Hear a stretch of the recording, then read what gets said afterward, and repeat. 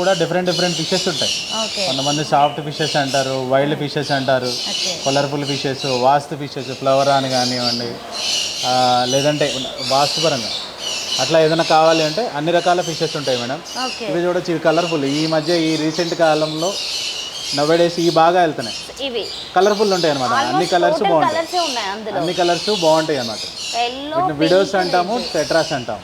Okay, so ఇవి కామనా? ఇవి common madam. Gold fishes అంటాం వీటిని. గోల్డ్ ఫిషెస్ లో కూడా డిఫరెన్స్ ఉంటాయి అనమాట, సైజెస్ బట్టి ఉంటాయి. కొన్ని చిన్న సైజెస్ ఉంటాయి. గోల్డ్ ఫిషెస్ కొరుకుతాయి అంటారు, నిజమేనా? అట్లా ఏముండదు మేడం, ఫుల్ ఫ్రెండ్లీ ఫిషెస్ అవి. ఓకే, సో ఇవన్నీ చాలా కలర్. నెక్స్ట్ వీటిని టైగర్ అంటాం. Okay, tiger. టైగర్ ఫిషెస్ అంటాము. సో డిఫరెంట్ గా ఉన్నాయి అసలు. మార్కింగ్ అట్లా ఉంటది కాబట్టి వాటికి అట్లా వచ్చింది అనమాట పేరు.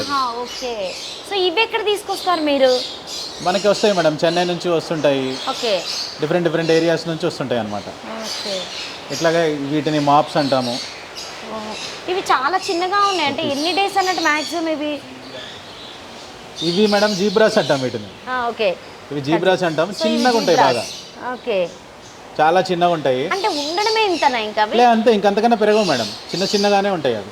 నెక్స్ట్ ఈ కోయిస్ అంటాము. మిల్కీ కోయిస్, ఫుల్ వైట్ ఉంటాయి, బాగుంటాయి.